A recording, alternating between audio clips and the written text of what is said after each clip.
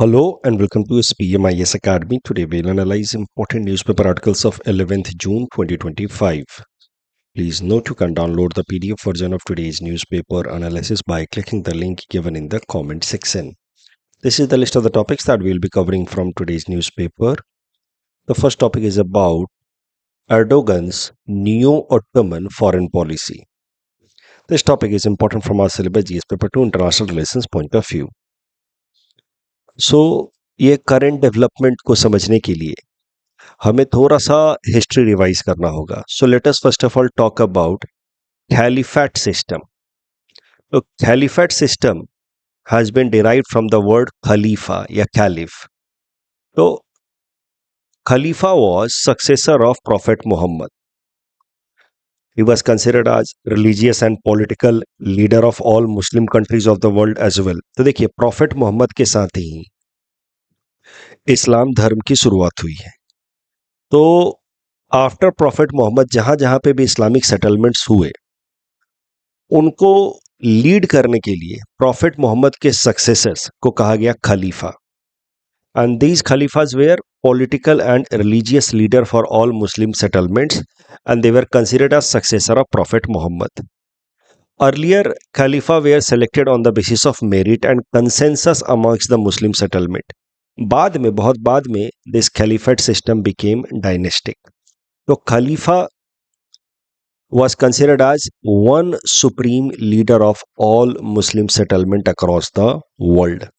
तो ये जो पॉलिटिकल सिस्टम बना उस पॉलिटिकल सिस्टम को कहा गया caliphate system, which was governed as per sharia law, या उसको इस्लामिक गवर्नेंस कह सकते हैं. और उसके लीडर को कहा गया खलीफा. तो जब इस्लाम की शुरुआत हुई 7th सेंचुरी एडी में, उसके बाद से इस्लामिक सेटलमेंट्स का बस एक ही पॉलिटिकल एंड रिलीजियस लीडर था, उसको कहा जाता था खलीफा. धीरे धीरे caliphate system lost its power and control over Islamic settlement. धीरे धीरे अलग अलग जगहों पे अलग अलग इस्लामिक सल्तनत या किंगडम्स आने लगे, बट वो एटलीस्ट नाम के लिए अलग अलग जगहों पे इस्लामिक जो सेटलमेंट्स या किंगडम्स थे वो नाम के लिए भी खलीफा को रिस्पेक्ट देते थे. जैसे आपने इंडियन हिस्ट्री की पढ़ाई करते वक्त मेडिएवल हिस्ट्री में 2-3 बार जिक्र सुना होगा लेटर ऑफ इन्वेस्टिचर का. So whenever any Islamic leader in India wanted some legitimacy for his rule, he would seek letter of investiture from the Khalifa. But मुद्दा यह है कि खलीफेट सिस्टम जो है वो काफी हद तक डाइल्यूट हो गया था. But in 1517 the Ottoman sultans who ruled over modern day Turkey, modern day Turkey के अलावा भी काफी सारे एरियाज पे उनका रूल था. तो जो ऑटोमन सुल्तान्स हैं उन्होंने रिवाइव किया खलीफेट सिस्टम इन 1517. टर्की का आप जानते हैं नाम बदल करके हो गया तुर्की है. अभी भी सब लोग हम लोग ज़्यादातर लोग टर्की ही बोलते हैं इसको. पॉइंट इज कि जो ऑटोमन सुल्तान थे उन्होंने खलीफेट सिस्टम को रिवाइव किया. They claimed themselves as the real खलीफा. एक ऑटोमन सुल्तान थे, Ottoman sultan Hamid II. He ruled from 1876 to 1909, and he brought the concept of Ittihad-e-Islam, that means unity of Islam. So you can say कि though Caliphate system was revived in 1517 by the Ottoman Sultans, but it was Ottoman Sultan Hamid II who further consolidated the concept of Caliphate system. कि सारे Islamic settlements, सल्तनत, kingdoms का एक supreme political and religious leader है, उसको कहा जाएगा खलीफा, and his seat would be in the Ottoman kingdom, Ottoman empire. तो इस तरीके से खलीफेट सिस्टम को रिवाइव किया गया by the Ottoman empire.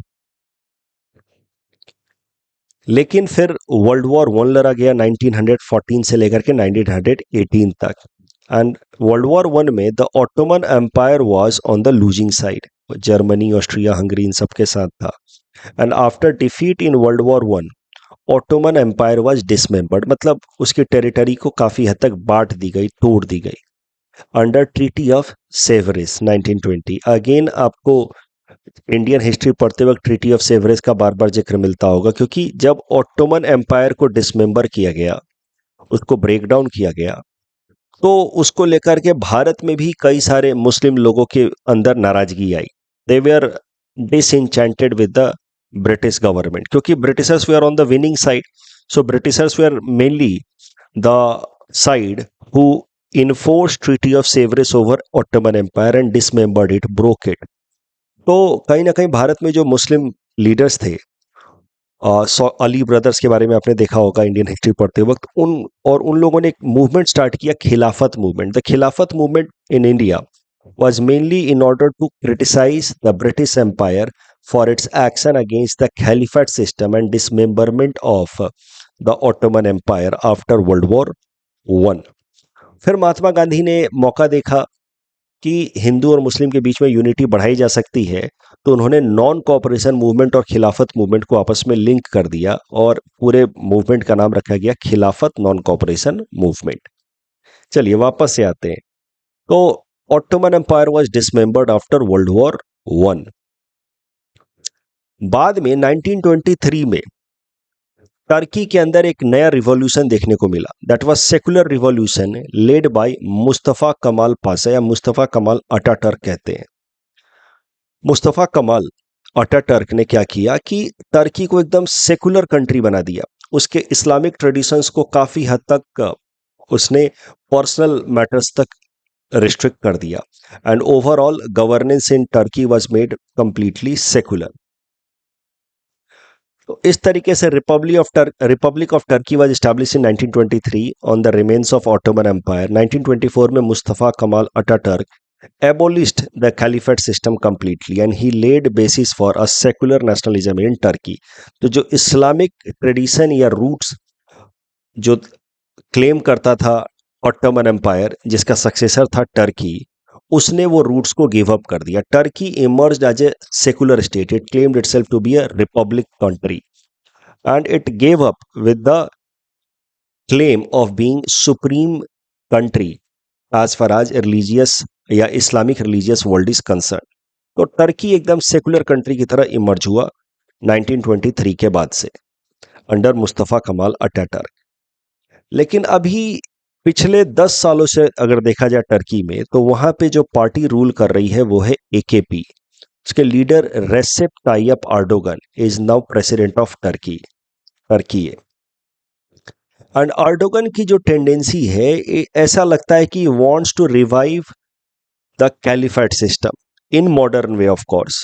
So Erdogan की जो भी पॉलिसी है उसको कहा जाता है neo Ottomanism. He is looking forward to claim position of Turkey again as supreme political country, a political and religious leader for all other Muslim countries across the world। तो सीधा सीधा ऐसा खलीफेट सिस्टम को revive करना चाहता हूं ऐसा नहीं कहते एर्डोगन, लेकिन उनकी जो पॉलिसी है रेडिकल इस्लामिस्ट टेंडेंसीज की तरफ ज्यादा फोकस करना, जबकि टर्की 1924 में ही पूरी तरह से सेकुलर हो गया था। तो कहीं ना कहीं उनकी पॉलिसीज को देख करके लगता है कि want to have that glory of Ottoman empire which used to be there before treaty of Sevres. इसीलिए एर्डोगन की पॉलिसी को कहा जाता है neo Ottomanism. He is looking forward to revive Islamist orientation. He seeks stronger ties with Muslim majority countries. इसीलिए उनके approach को क्या कहा गया, नियो ऑटोमन विजन।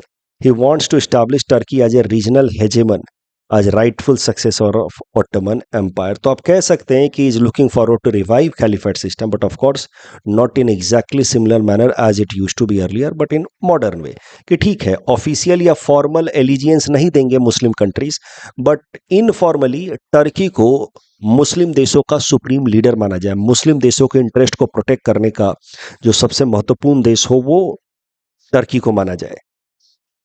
अब टर्की के इस अप्रोच के कारण भारत के इंटरेस्ट के ऊपर क्या नुकसान या फायदा हो रहा है वो देखते हैं। एक नेगेटिव इंपैक्ट तो सीधा सीधा है कि Turkey has been clearly supporting Pakistan on almost every international forum, may it be United Nations, may it be OIC organisation of Islamic countries. वहां पे पाकिस्तान के हक में बोलता रहता है Turkey, and it keeps on criticising India on Kashmir issue. Turkey projects like India has illegally occupied Kashmir, तो वो पाकिस्तान की बोली बोलता रहता है हर प्लेटफॉर्म पे। बट इससे भारत को एक फायदा भी हो रहा है। टर्की का ये जो नियो ऑटोमैनिज्म को रिवाइव करने का टेंडेंसी, इससे भारत को फायदा भी हो रहा है। देखिए, अभी Islam as a religion was born in Saudi Arabia, तो नेचुरली सऊदी अरबिया बिलीव्स कि it should be the leader of Islamic countries across the world. Saudi Arabia को लगता है कि हम लीडर होंगे, टर्की कहां से लीडर हो जाएगा। और यही कारण कि जब से अर्डोगन अपनी ये नियो ऑटोमैनिज्म वाली पॉलिसी को असर्ट कर रहे हैं, सॉर्ट ऑफ खलीफाट सिस्टम को रिवाइव करने की कोशिश कर रहे हैं, सऊदी अरबिया और टर्की के बीच में बहुत डिफरेंसेस आ गए हैं। और सऊदी अरबिया के जो भी बाकी अरबिक कंट्रीज अलाइज हैं, जैसे यूएई वगैरह, वो सब पूरी तरह से भारत के साथ अलाइंड हो गए हैं, and they have started to diverge away from Pakistan. तो यहां से भारत को खूब सपोर्ट मिल रहा है। ओआईसी प्लेटफॉर्म हो, यूनाइटेड नेशंस प्लेटफॉर्म है, वहां पे भारत को अपने लिए बोलने की जरूरत नहीं होती है।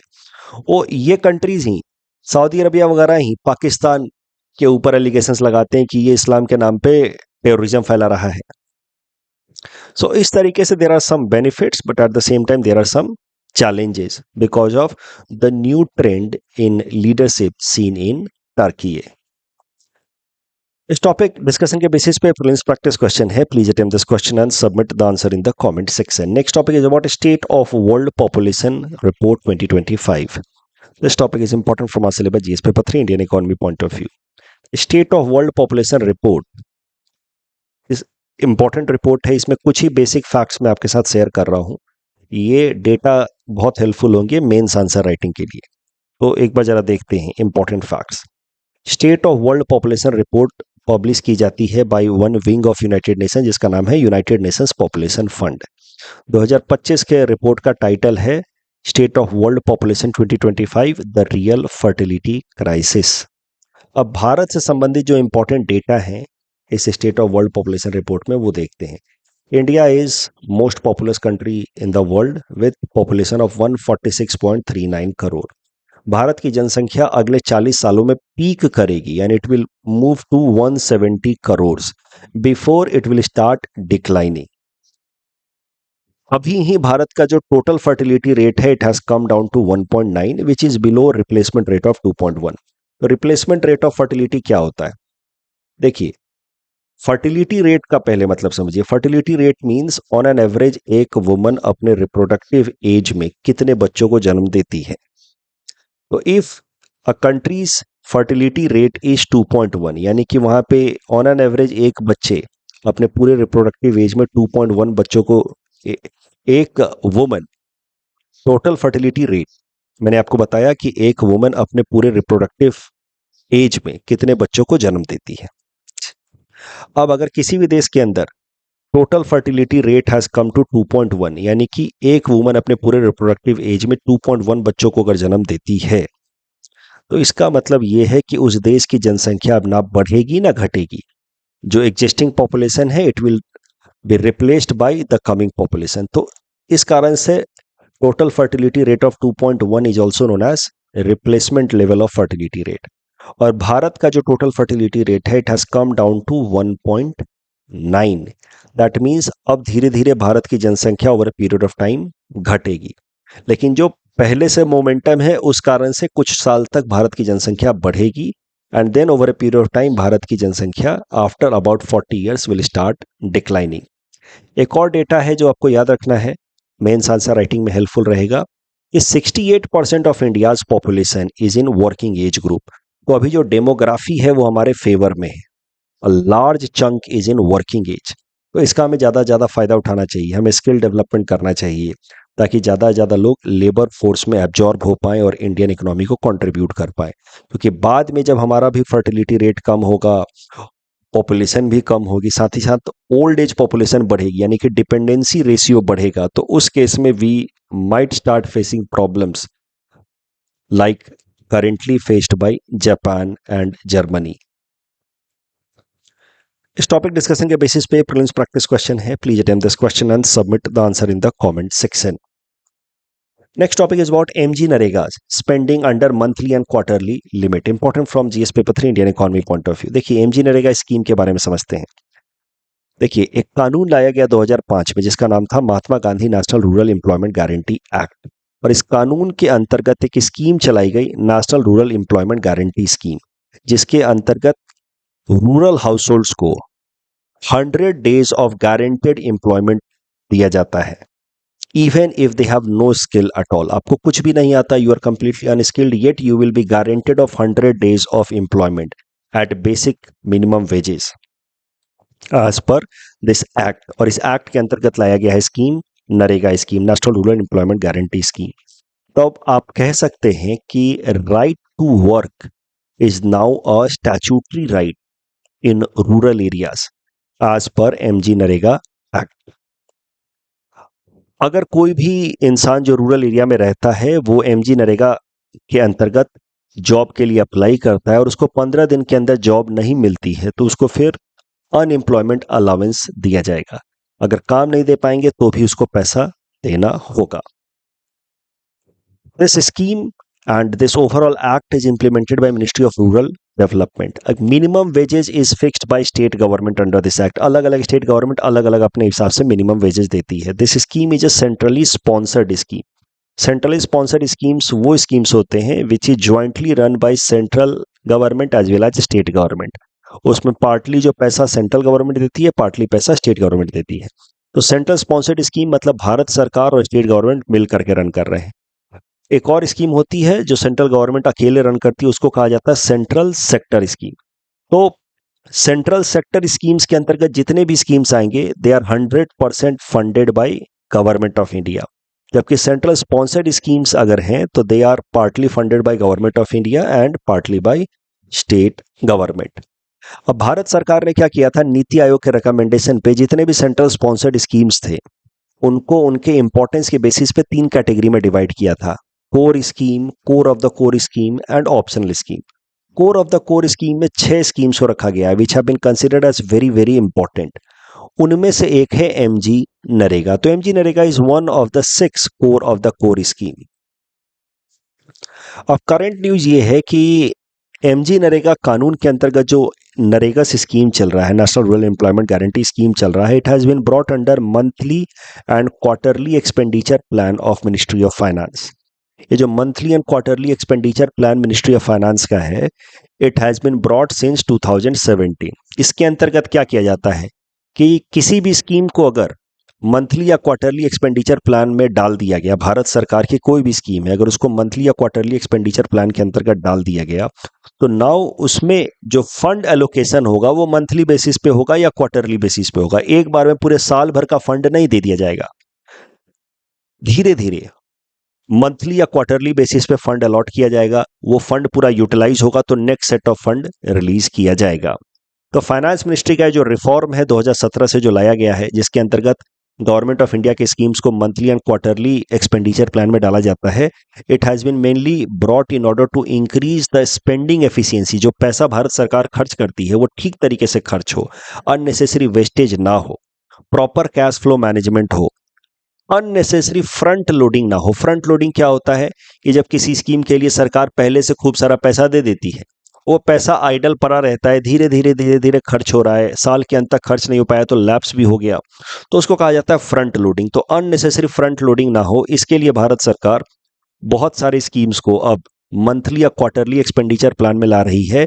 ये जो कॉन्सेप्ट है monthly and quarterly expenditure plan का, ये 2017 में ही ला दिया गया था। अब इस monthly and quarterly expenditure plan scheme के अंतर्गत एमजी नरेगा को भी डाल दिया गया। तो अब एमजी नरेगा के अंतर्गत भी जो पैसा रिलीज होगा वो फ्लो में होगा, वो बैचेज में होगा, मंथली एंड क्वार्टरली बैचेज में होगा। अब ये जो करंट डेवलपमेंट है जहां पे एमजी नरेगा स्कीम को डाला गया है under monthly and quarterly expenditure plan, या ओवरऑल फाइनेंस मिनिस्ट्री का जो एक्सपेंडिचर रिलेटेड रिफॉर्म है सिंस 2017, इसका इंडियन इकोनॉमी में तो इस्तेमाल हो ही सकता है जो चैप्टर 3 है गवर्नमेंट बजटिंग में। साथ ही साथ जो हमारा एथिक्स पेपर है जीएस पेपर 4, वहां पे चैप्टर 7 में एक टॉपिक दिया हुआ है यूटिलाइजेशन ऑफ फंड, कि कैसे अगर फंड का वेस्टेज होता है तो it can be considered as poor governance.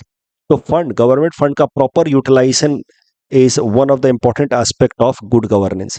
तो यूटिलाइजेशन ऑफ फंड जो चैप्टर 7 में दिया हुआ है, वहां पे अलग अलग इनिशिएटिव जो भारत सरकार ने लिए हैं for proper utilisation of fund, उसमें आप इस इनिशिएटिव को भी मेंशन कर सकते हैं कि monthly expenditure plan and quarterly expenditure plan reforms by finance ministry since 2007 is an important step in the direction of proper utilisation of fund. इस टॉपिक डिस्कशन के बेसिस पे प्रीलिम्स प्रैक्टिस क्वेश्चन है, please attempt this question and submit the answer in the comment section. Next topic is about voyage of Rakesh Sharma ji in space. Important from our syllabus GS paper 2 international relations point of view. यहाँ पे हम लोग भारत और Soviet union के relations कैसे थे during cold war era वो देखेंगे। साथ ही साथ it is also important from our syllabus GS paper 3 science and technology point of view.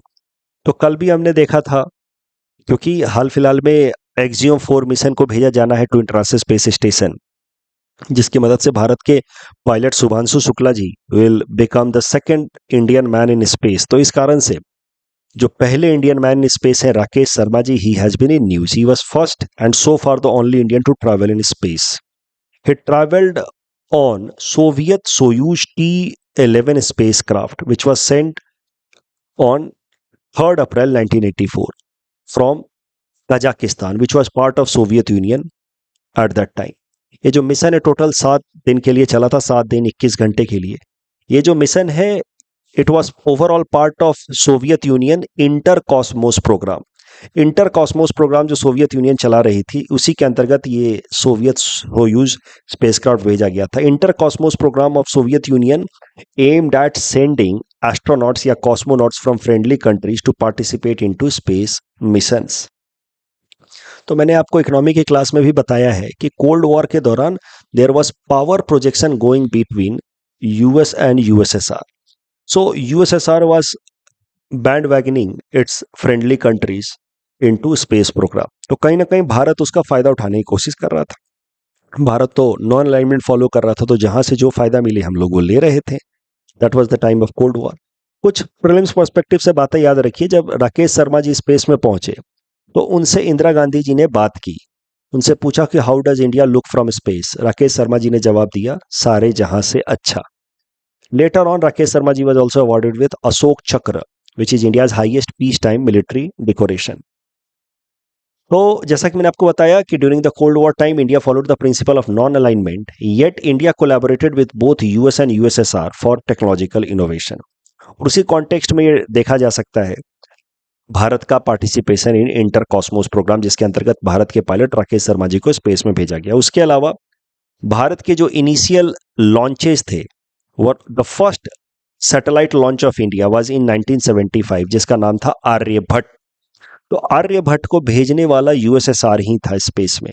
Aryabhata was sent in 1975 in space on launch vehicle Cosmos 3M। It was sent from USSR only. इसको USSR से ही launch किया गया था, भारत से launch भी नहीं हुआ था। भारत का सैटेलाइट था बट उसको लॉन्च, सैटेलाइट भारत में बना बट लॉन्च करने का पूरा काम यूएसएसआर ने किया। यूएसएसआर से ही उसको लॉन्च किया गया। ये जब सैटेलाइट लॉन्च हुआ था तो कुछ दिनों बाद उसके अंदर पावर सिस्टम फेलियर हुआ था फॉर 4 डेज, लेकिन उसके बाद से सैटेलाइट वापस से रिवाइव हो गया और 17 ईयर्स तक इसने सर्विस दी। इस टॉपिक डिस्कशन के बेसिस पे प्रीलिम्स प्रैक्टिस क्वेश्चन है, please attempt this question and submit the answer in the comment section. Next topic is about 29th financial stability and development council meeting, FSDC meeting, important from our syllabus GS paper 3 Indian economy point of view. सबसे पहले financial stability and development council FSDC होता क्या है ये समझते हैं। ये एक बॉडी है जिसको भारत सरकार ने एग्जीक्यूटिव ऑर्डर से बनाया साल 2010 में, यानी कि ये कोई स्टैट्यूटरी बॉडी नहीं है, सरकारी आदेश से बनाया बस, just like NITI Aayog. This was created on recommendation of doctor Raghuram Rajan committee.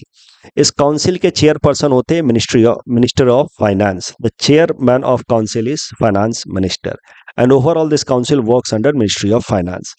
इस काउंसिल का मेन काम है कि ओवरऑल इंडियन इकोनॉमी के जो मैक्रो इकोनॉमिक पैरामीटर्स हैं जैसे सेविंग, इन्फ्लेशन, ग्रोथ रेट, उस पर नजर रखे और उनको स्टेबलाइज करने के लिए जो इंपॉर्टेंट स्टेक होल्डर्स हैं उनसे कोलैबोरेशन करे। इट ओवरऑल ऑल्सो प्लान्स कि how the macro economic parameters could be kept in और सुपरवाइज्ड इन प्रूडेंशियल मैनर। तो मोटा मोटा बात यह है कि ओवरऑल इंडियन इकोनॉमी को कैसे हेल्दी बनाए रखा जाए, उस मकसद से FSDC की मीटिंग होती है, which is headed by finance minister herself. और जो अलग अलग रेगुलेटरी बॉडीज हैं जैसे RBI हो गई, insurance regulatory development authority of India हो गए, उन सब के चेयरपर्सन जो हैं वो एफएचडीसी के मेंबर्स होते हैं। अब करंट न्यूज ये है कि 29th FHDC meeting has been recently conducted, chaired by finance minister Nirmala Sitharaman ji. यहाँ पे निर्मला सीतारमन जी ने कहा है कि जो इंश्योरेंस सेक्टर की रेगुलेटर है insurance regulatory development authority of India, and pension fund की रेगुलेटर है pension fund regulatory development authority, PFRDA for pension fund regulation and IRDAI for insurance sector regulation, इन दोनों को ही निर्मला सीतारमन जी ने रिक्वेस्ट किया है कि आपके पास जो अनक्लेम्ड पैसा पड़ा हुआ है उसको रिफंड करने का काम जल्दी जल्दी करें। अनक्लेम्ड पैसा क्या होता है? बहुत बार कैसा होता है कि किसी ने इंश्योरेंस कराया, वो इंश्योरेंस का टाइम पीरियड भी लैप्स हो गया, अब वो पैसा पड़ा हुआ है, किसी ने क्लेम ही नहीं किया। हो सकता है जिसने इंश्योरेंस कराया था वो इंसान मर गया हो, तो उसके परिवार वालों को तो इन्फॉर्म कीजिए, पैसा रिफंड कीजिए। Same is true for pension fund, there are many unclaimed fund, तो रिफंड प्रोसेस को एक्सपेडाइट कीजिए for pension as well as insurance. ऐसा निर्मला सीतारमन जी ने pension fund regulatory development authority and IRDAI को सजेस्ट किया है। एफएचडीसी के ऊपर यूपीएससी ने साल 2016 में ये प्रीलिम्स प्रश्न पूछा था। Please attempt this question and submit the answer in the comment section. एक छोटा सा टॉपिक है, first Indian rock band on America's Got Talent is from north east, important from prelims exam point of view. एक rock band है जिसका नाम है Girish and the Chronicles. It is a rock band from Northeast. Basically, the members are from Gangtok, Sikkim. इन्होंने 20th season of America's Got Talent में perform किया है on set fire to the rain in hard rock version. इसके अंदर total 4 member हैं, vocalist हैं गिरीश प्रधान, उन्हीं के नाम पे ये Girish and the Chronicle band का नाम है। हो सकता है प्रीलिम्स में पूछ ले, तो बस याद रखिए थोड़ा सा, बाकी प्रीलिम्स के टाइम में रिवाइज किया जाएगा। ये जो प्रश्न था उसमें चौथा स्टेटमेंट गलत है। The tardigrades will be not put outside ISS. They will be kept inside ISS only. UN conference से रिलेटेड दोनों स्टेटमेंट सही हैं। UN ओशन कॉन्फ्रेंस से रिलेटेड, SCZ से रिलेटेड तीसरा स्टेटमेंट सही है। State governments role is also there in establishment of SCZ। And again second statement here is wrong with respect to hing. हींग का थोड़ा बहुत कल्टीवेशन 2020 से शुरू हुआ है, उसके पहले hing was not cultivated in India. That's all from our side for today. Thanks for watching.